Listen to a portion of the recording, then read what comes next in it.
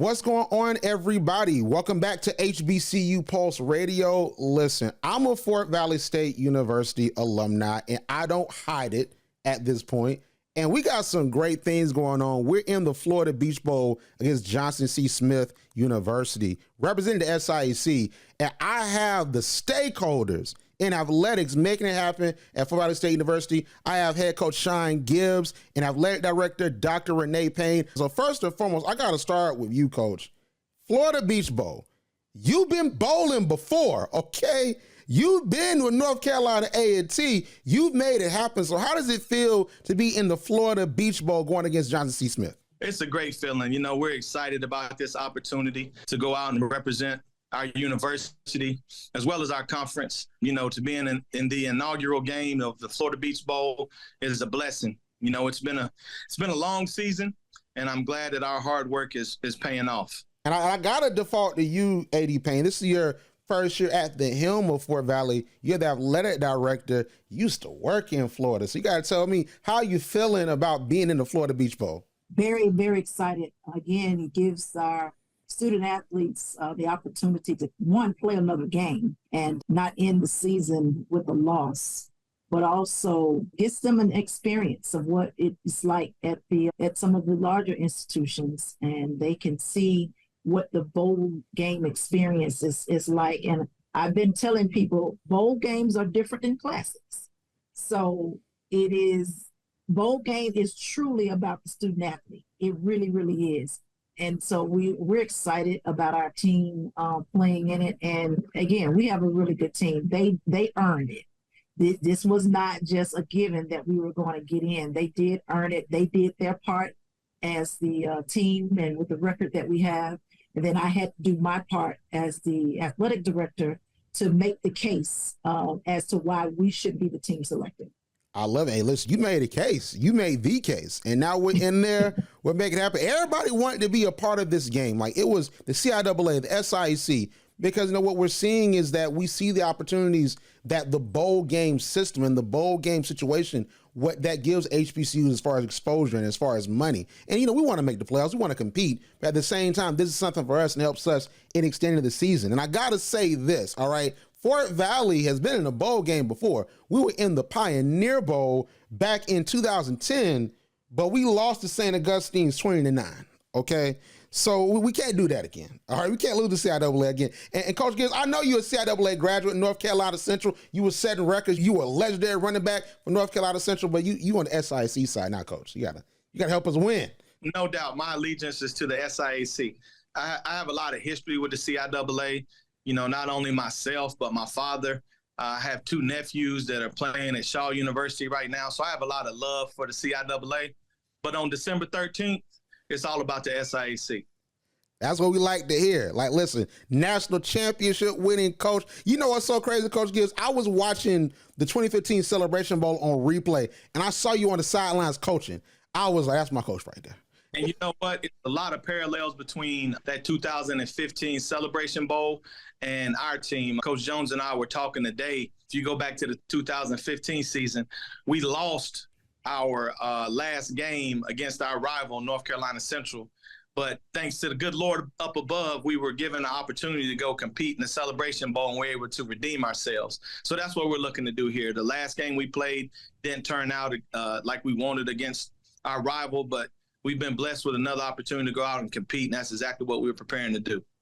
So I got to ask you this when it comes to just the aspect of being a coach. Now, you graduated from North Carolina Central. You went to go coach at North Carolina A&T with Coach Broadway, and you won all those Celebration Bowls, and you were an integral part of that team, developing so many great players. So how was it being a part of that rivalry? Because you experienced Fountain City Classic, Albany, Fort Valley, but you graduated from North Carolina Central, but you were coaching in North Carolina A&T. So how was that experience? Well, you know, at first it was a little weird being on the other sideline, but, you know, I grew to really love North Carolina A&T. I spent, 10 years there. So, it was tough, but you learn to love where you're at. And so I developed a love for North Carolina A&T. So it wasn't hard for me to go out and compete against those guys. The only hard part was when we lost, I had to deal with my father. He's a North Carolina Central graduate as well. So I had to listen to that for a whole year. So that kind of motivated me internally to try not to lose that game anymore.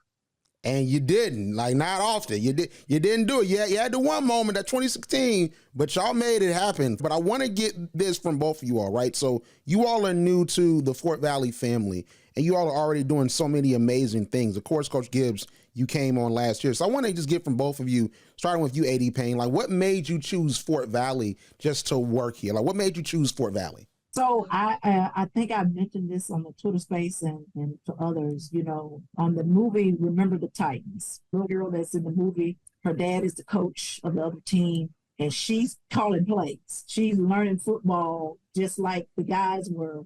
And that was me as the only grandchild in the house with my grandmother and grandfather and my mom and dad.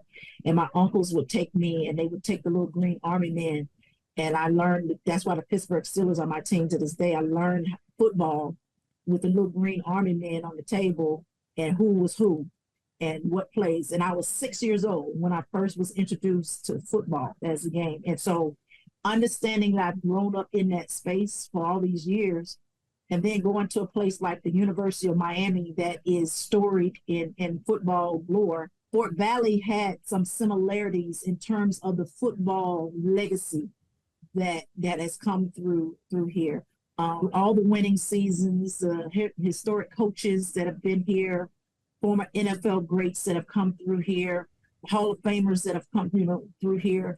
It's a legacy that resonated with me, and I knew I wanted to be at a school that had high-level football. And Fort Valley was the institution that was available and open, and I applied for the job just like I'm sure hundreds of others did.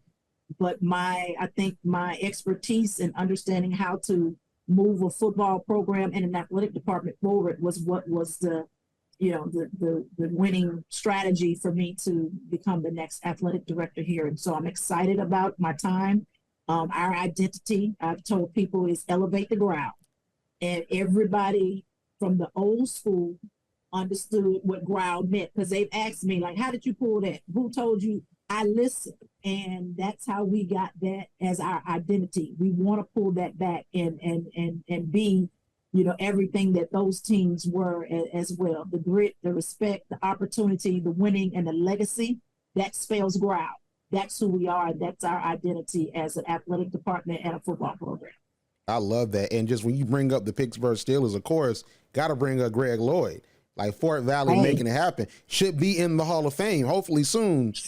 Hopefully soon. If they get that moving, we will definitely be behind that 100% to make that happen. Exactly. So many amazing greats that came from Fort Valley. You got Kent Schoolfield. Like when I look at history, I get really stuck on those Kent Schoolfield years because of just the massive success that we had going into the 2000s. Even, we were beating FCS teams. We beat Alcorn a couple years under Kent Schoolfield. So just to go to you, Coach Gibbs. You beat FAMU back in the day, too. That's true. In the early 70s, 80s. Yeah. That's true. And we almost got them 2011, but they had like a Hail Mary type of situation. There ain't no footage of it. I just read about it. There ain't no footage of it. We needed that win. We went like 2-8 that year. We needed that win. Could have got another win, but that's not here or there. We love FAMU. But Coach Gibbs, so listen, you are a storied coach in HBCU football, working with Tariq Cohen and just amazing running backs. And you have like a historic run as a running back at North Carolina Central. You could have gone to any job. Any job would have taken you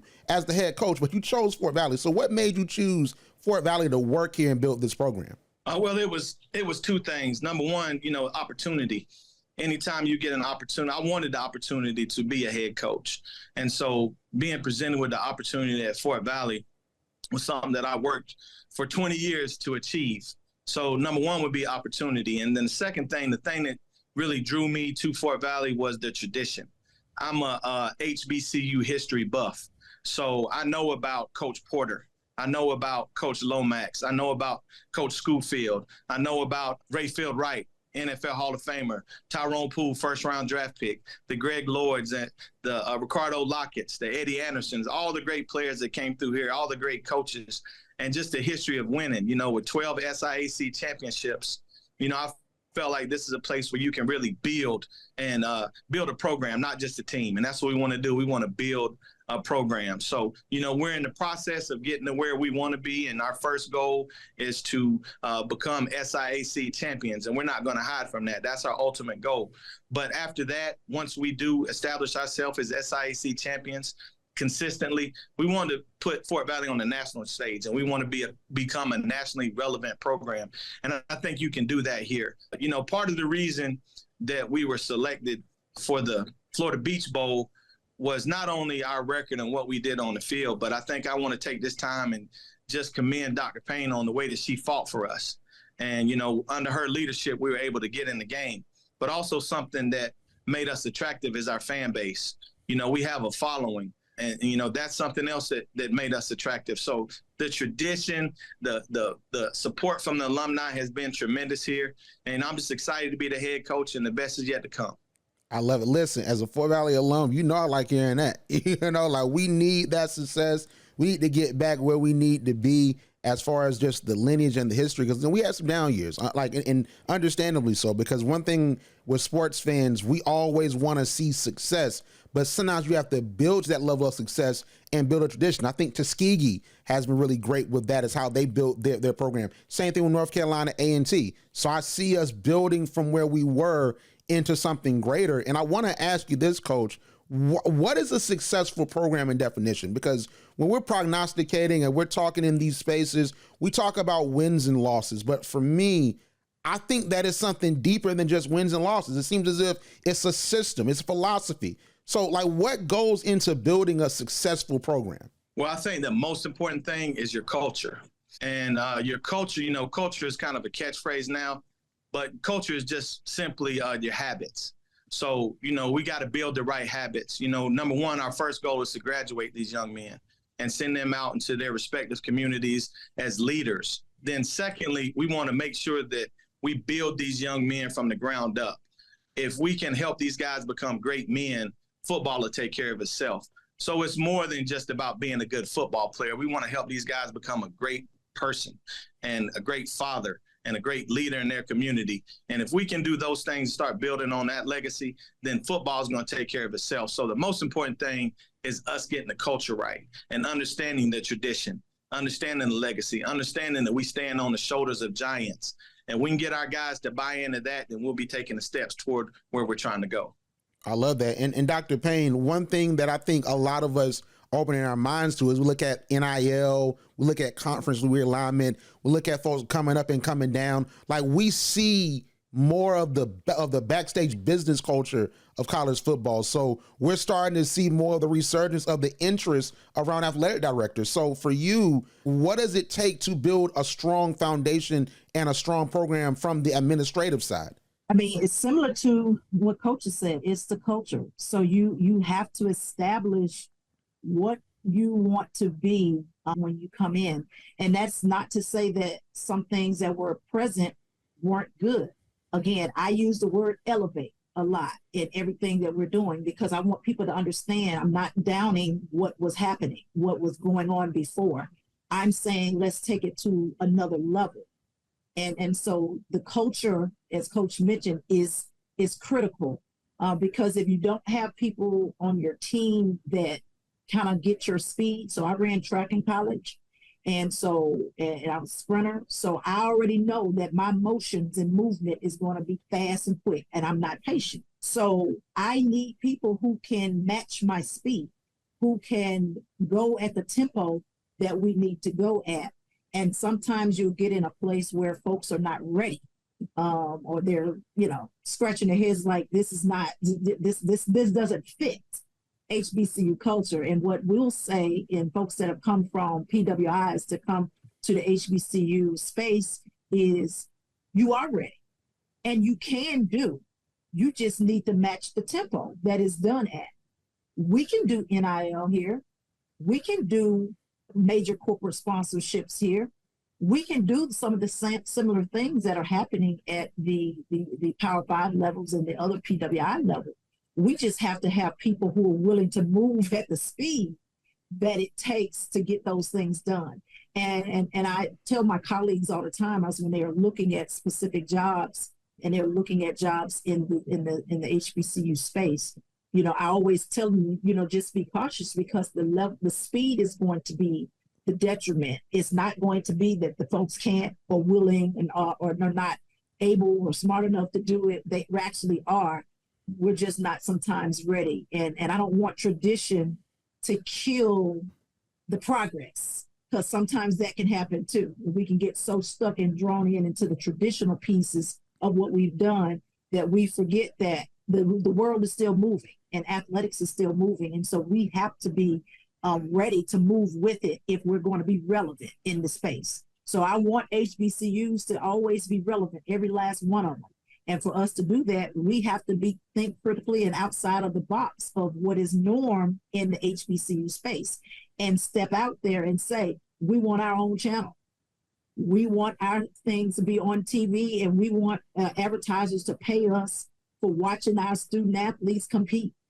We have to be able to say that and be in the spaces that allow us to say that and to market who we are.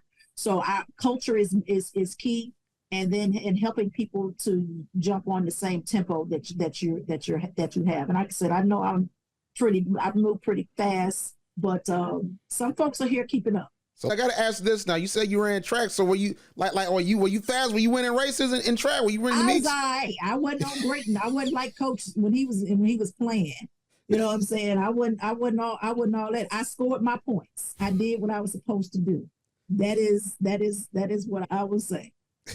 Listen, that's all you got to do. All you got to do is do what you need to do.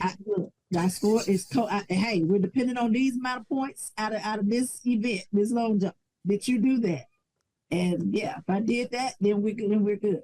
So, Coach Gibbs, I want to ask you about this. So, one thing that I loved about just your career when you came to Fort Valley is the development piece, of how you develop players. And of course, the first player we all think about is Tyreek Cohen and all the amazing things that he did in North Carolina A&T. Then going to the NFL and just blazing a trail with the Bears, and we're seeing him, come back. He's with the Panthers now. And of course, you have Emmanuel Wilson that took off. Now he's in the NFL with the Packers. So when it comes to developing players, like I want to sort of just get a peek into your philosophy because you've done it so well. So what goes into developing these players and sharpening their skills so they can make it to the next level and be impactful players? Well, I think the first thing that you have to do is develop trust. They have to believe in you, and they have to trust you, and they have to know that you love them. Once a player trusts you and he knows that you have his best interests at heart, then he'll do anything in the world for you.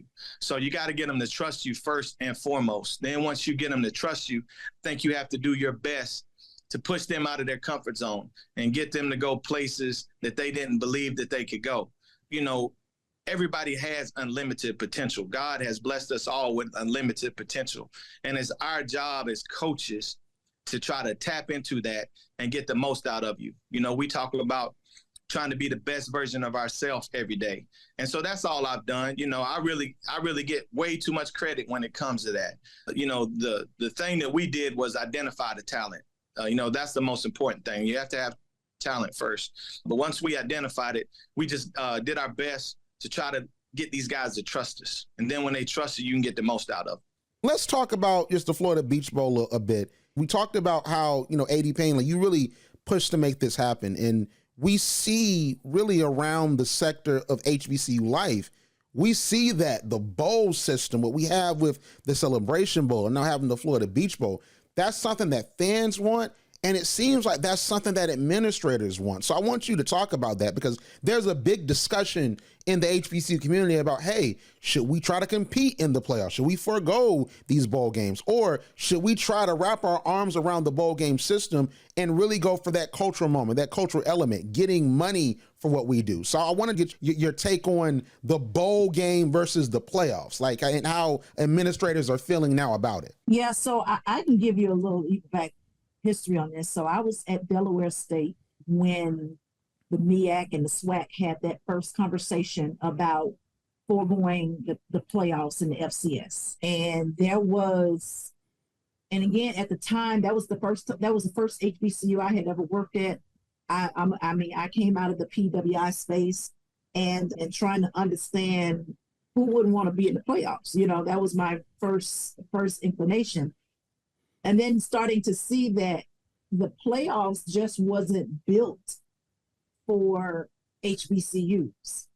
meaning even if you get in, the likelihood you're going to play one of the top teams in the league, you're already outmanned from a scholarship standpoint. You're already outmanned by the numbers that you have on the team, by the number of staffing most likely that you have. So there were just some inequities that led the commissioners at the time at the SWAC and the MEAC and the SWAC that said, hey, no, this is not for us. And so when ESPN came with the idea of this Celebration Bowl, and that being the true champion from the HBCU standpoint, and there was dollars attached to it, it just became a no-brainer, I think, for institutions to say, we're striving to be in the bowl game instead of the playoffs.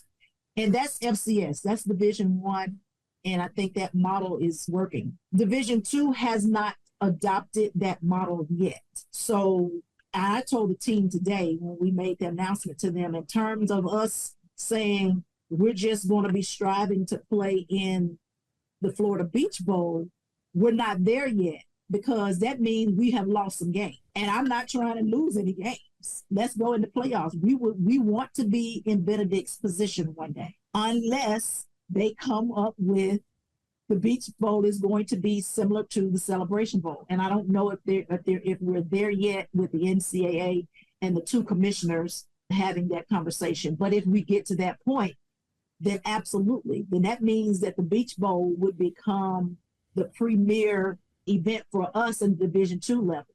And then you market it on Saturday, everybody head to the Celebration Bowl. I mean, so it's kind of, to me, tying everything up and saying, hey, I mean, this is getting our schools exposure, but also we're leaving with a check. That's what's most important. I'm excited about the exposure we're going to get from this game, but us playing in this game, this man gets more scholarships. He gets, the possibility of being able to hire some more staff. That's also what this means. We're not going to get that going into the playoffs. We're paying for everything when we go to the playoffs. So the exposure is great, and it just matches you up with the talent that is in the comp and that is in Division II. But it also does not lead to any revenue for our program. And so the Beach Bowl is great and wonderful. And if it culminates to being the championship game for HBCUs in Division II, then that's what we're going to be striving for. But until then, we want to try to go, 10-0 every year and be in playoffs. I think that brings up a great point, and I want to get you in, Coach Gibbs. I want to talk about that level of exposure, because one thing that in the HBCU community that we talk about a lot is how to get our student athletes exposure so they don't feel as if they have to go somewhere else to get it. I mean, you look at the Celebration Bowl, it's on ABC, and you see 2016, that gets 2.7 million. And then 2019, 1.9 million. You're seeing 2 million, 1 million. I did an article about it where you look at it, and we as an HBCU community for the Celebration Bowl, we're outrating and getting more viewership than the FCS championship, except for 1 year. So there's still this conversation about how these student athletes can get exposure. So do you think that you being in the Celebration Bowl and having that experience, do you think that the bowl system is something that can really get student athletes the exposure that they want to get into the professionals or really to grow their careers as athletes? Absolutely. It's definitely a way to get on a big stage. When you think back to 2015, that is when Tariq Cohen was introduced to the world. Before that, I think everybody in the HBCU space knew of him or had heard of him at the time, but in 2015, the world got a chance to see him play. So when you get a chance to play in a bowl game like the Florida Beach Bowl or the Celebration Bowl, it's a chance to play in front of a large audience and show the whole world or the country what you can do from an exposure standpoint for the players. But it's also an opportunity for the universities to get some exposure that they wouldn't get, necessarily in the playoffs. When you get a chance to play in a bowl game, and kids get to see that, and it's on TV and it's all over social media, that not only grows the exposure for the individual players or the team, but also the university. So I think this bowl thing is something that we really need to do in-depth analysis of and see if we can try to grow it and make it into something like the Celebration Bowl.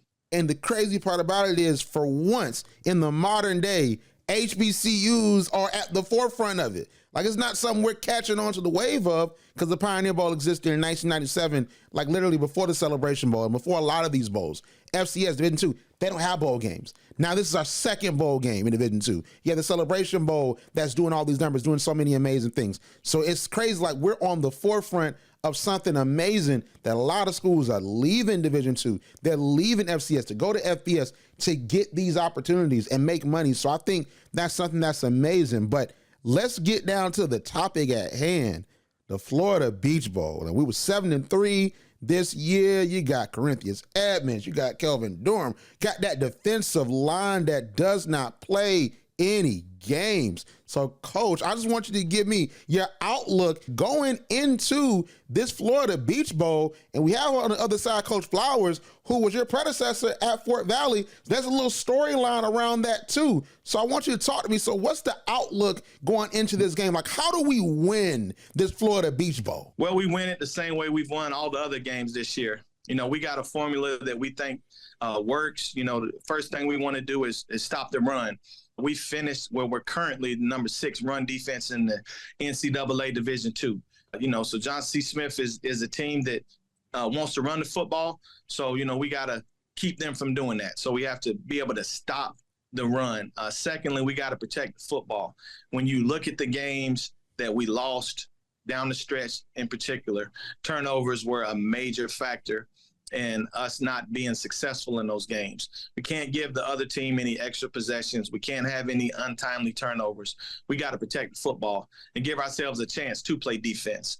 You know, we can't give their offense a short field and give them any extra possessions. So we got to be able to protect football.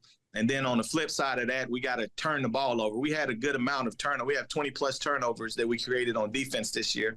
So we want to continue doing that. And then the last thing we got to do is win the kicking game. You know, we have to be able to dominate our opponent in the kicking game. That's the third phase. I'll call it the loss phase of the game, where a lot of people don't put a lot of attention to, but we do. So we have to go out on December 13th and have a good showing in our kicking game. You know, some other things besides those 3 things, we have to do a better job in the red zone. Offensively, when we get in the red zone, we need to score touchdowns. Defensively, we need to force field goals. We have to be better on third down. You know, we want to be over 40% from a conversion rate on offense, and defensively, you know, we want to shut the water off and have them 25% or less. And if we can do that, we think we have an opportunity. And then, you know, defensively, something that we got to do that we really did a better job of toward the end of the year is to eliminate explosive plays by their offense. We want to keep the ball in front of us and be able to tackle in space. If we can do those things, then I think we'll be fine. You know, fortunately, a good thing about playing in the Florida Beach Bowl is this serves 2 purposes. Number one, we're getting ready to go play a worthy opponent in John C. Smith, so we get to prepare for that. But we also get 20 more practices to prepare for next season. So this is like another spring ball for us. So not only are we getting prepared for John C. Smith, but we're also in the developmental stage with some of our younger players and trying to get them ready for the future. So, you know, we're excited. We know that John C. Smith is a worthy opponent. Coach Flowers has done a good job up there. He's got them with a winning record, 7-3. I don't know when the last time they had a winning record was, but, you know, it's not something they've done quite often. So he's done a good job. They have a good defense. So it's going to be a challenge. But just like every other game that we go into, we're more worried about Fort Valley than our opponent. We got to make sure that Fort Valley is doing the things that we need to do to be successful. That's right. Listen, we got to make sure Fort Valley is good, because a lot of folks, I feel like a lot of folks didn't see the greatness that we had this year. Because I think a lot of folks, you know, were stuck on what the Red Tails Classic was, and even the Benedict game. They really stuck on that, but they didn't look at how we won 4 of the first 5 games after that Red Tails Classic by double figures. So people really need to look at what we have going on and really what you're building down here, because we're building a power. And I cannot wait to see what goes down in the Florida Beach Bowl. It's going to be airing on HBCU Plus and Impact Network. It's going down 7:30, December the 13th, the week of the Celebration Bowl. And who knows, it might be, you know, Benedict in that national championship in Division II. We pulling for that too. You know, so there might be a lot of HBCU football going on, plus the band championship too. So listen, before we go, I want to ask both of you all, because I know it's a lot of folks from Fort Valley that are going to be listening to this as well. So how can we support you all? Because when we hear the mission, we hear the goal, we hear wanting to go undefeated and wanting to be a national brand and the top team in the SIAC. But starting with you, AD Payne, I want to end with you, Coach Gibbs. Like, what can we do to support you all in that mission? So let me do it in two phases. Number one, specifically for this Beach Bowl, we need people to buy the tickets. I know that a lot of people may be like, can't come or can't attend. So I still need you to buy a ticket. And the reason being is, we have a guarantee of tickets that we're required to purchase to be in the bowl game. And we can do it. We just did it at Fountain City Classic. So that's why I didn't, take heart at when I saw the number. I was like, okay, we just did that. So we should be able to do it again. So folks that are not going, that's fine, but just go on and support us by still purchasing a ticket to the game and maybe sending it to a friend or someone, or tell us to give it to a school in the area, and we'll make sure that happens. So that's number one, specifically for this particular game, is that folks buy tickets to it. Tickets will be on sale tomorrow. The second thing that people can do when it just comes to our program in general is to give to our athletic association. So Fort Valley State has its own athletic association that supports athletics, period. And everything that we need to do from an athletic department standpoint, from a travel standpoint, from buying new helmets, specifically, I want to make sure that this team gets another set of helmets next year. Well, that's going to be about $7 or $8 grand. I need to be able to do that with no question by people giving to the athletic association. And then when we do that, we also are helping with scholarships. So we need more scholarships. We're playing with 18 scholarships right now. That is the half of what is allowed in Division II. So when people talk about what we're doing, we are punching above our weight, absolutely punching above our weight. And the success that we're having is because of the people in position that's making that success go. We don't have all the resources necessary to do that. And so that's incumbent on me and my role to make certain that we raise the dollars, we increase the giving to our athletic association so we can fund the things that we need to fund for the athletic department and specifically football. I love it. So Coach Gibbs, I want to end off with you. So how can we support you in your mission to really bring the SIC championship, the Florida Beach Bowl, and just success to this program? Well, kind of to piggyback off what Dr. Miles Payne said, I think the first thing is we have to support financially, because we have to get our scholarships up to where we can be competitive on a national scale. When you look at a school like Benedict, they're fully funded. They have the 36 scholarships. They have the full allotment of coaches. So there's a reason for their success. That's not taking anything away from what Coach Berry has done with that program. He's done a tremendous job. He's built a great culture. He's got those guys playing at a high level. But finances do play a part in it. So we have to support financially and make sure that we can accumulate the resources that we need to be the program that we're capable of being. If we can get our scholarships up to the full amount, if we could get 236 scholarships, that's a whole nother team. I mean, we're playing with 18 scholarships. Imagine us doubling the amount of talent that we have. I believe we could compete with anybody in the country if we had the full amount. Being in the state of Georgia, the hotbed for recruiting that it is, and our neighboring states with Florida and Alabama and Tennessee, North Carolina, South Carolina, we can get players from everywhere. And then if we can do that and build the resources that we need so we can get the scholarships that we need, be able to attract the coaches that we need, then I think we can put a product on the field that's not only going to be able to represent us from the SIAC, but on a national level. And that's where I want to go. I want Fort Valley State to be recognized nationally. So financially would be the first thing I would say. And then secondly, I would say just continue doing what our alums is doing and spreading the word about Fort Valley. Fort Valley is a great place. We've produced a lot of people, not only on the football field, but in corporate America and medicine and all walks of life. we have a lot of successful people that are Fort Valley State graduates. So we got to continue spreading the word and letting all these young men and women know that Fort Valley is a place that you can come and achieve anything that you want to in this world. I love it. Listen, these are leaders. See, I see a change in Fort Valley. Like, we making it happen. Like, we gonna get there. Like, we gonna get there real soon. And the Beach Bowl is the first step. Get us now, because these next few years, we're taking over and we're making things happen. So listen, the Florida Beach Bowl is taking place in DRV Pink Stadium in Fort Lauderdale, Florida, Wednesday, December 13th, 7:30 p.m. The game's going to be broadcasted on HBCU Plus and Impact Network. Definitely check your local listings for Impact Network and download the HBCU Plus app. But listen, Dr. Payne, Coach Gibbs, thank you so much for coming on. You're listening to HBCU Pulse Radio. Like what you hear? Yeah. Subscribe to HBCU Pulse Radio on Apple Podcasts, Spotify, or wherever you get your podcasts. Also, head to HBCUPulse.com to stay up to date on what's going on in the HBCU community. Thank you for listening to HBCU Pulse Radio.